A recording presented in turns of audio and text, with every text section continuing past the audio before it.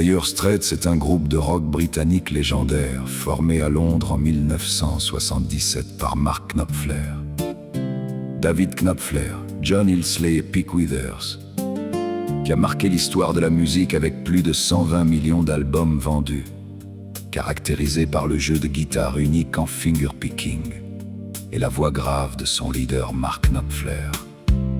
Le groupe a su imposer un rock épuré, teinté de blues et de country, à une époque alors dominée par le mouvement punk.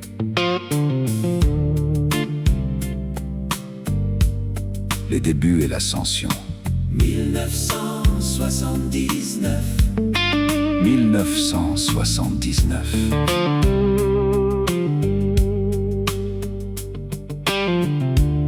La formation. Réunis par les frères Knopfler, les musiciens enregistrent une maquette de 5 titres, grâce à un prêt de 300 livres sterling. Parmi ces morceaux se trouvent Sultans of Swing. Le premier succès. Diffusée sur les ondes londoniennes, la chanson déclenche un coup de foudre immédiat. Le premier album éponyme, sorti en 1978, devient un immense succès international. La confirmation. Dès l'année suivante, en 1979, l'album communiqué confirme leur style unique, porté par une ambiance mélancolique et des arrangements soignés. L'évolution musicale. 1983. Le début des années 80 est marqué par des changements de personnel, notamment le départ de David Knopfler. Mark Knopfler prend alors le contrôle artistique total du groupe. L'ambition artistique. L'album Making Movies intègre des claviers et propose des compositions plus narratives et cinématographiques, à l'image des chefs-d'œuvre Romeo and Juliet et Tunnel of Love. La complexité.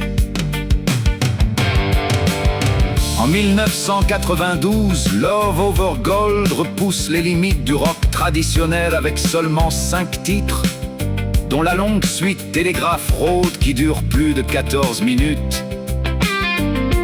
L'apogée mondiale. C'est en 1985 que Dire Straits bascule dans une autre dimension avec la sortie de Brothers in Arms. Un succès historique.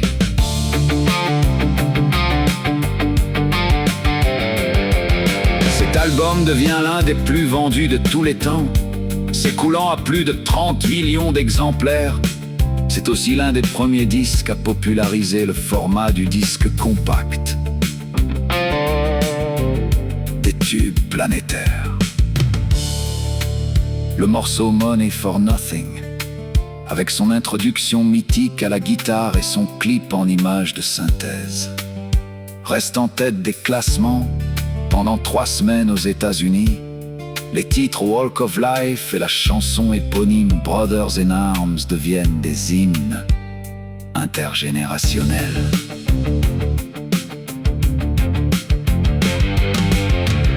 Une tournée titanesque. Le groupe enchaîne avec une tournée mondiale de 248 concerts en 2 ans, jouant devant des millions de spectateurs, notamment lors du concert historique du Live Aid en 1985. Maturité.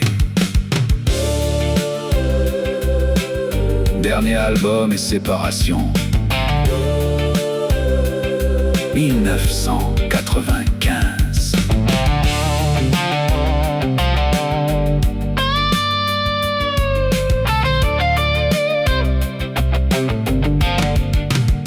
Épuisé par l'immense pression de ce succès planétaire, Mark Knopfler met le groupe en pause une première fois en 1988. L'ultime révérence, Dire Straits se réunit pour un dernier album studio en 1991. On Every Street, bien que très réussi, est vendu à plusieurs millions d'exemplaires. Il n'atteint pas la folie du précédent. La fin de l'aventure.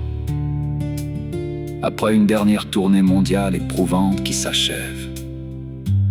En 1992, Mark Knopfler décide de dissoudre définitivement le groupe. En 1995, pour se consacrer exclusivement à sa carrière solo et à des projets plus intimistes.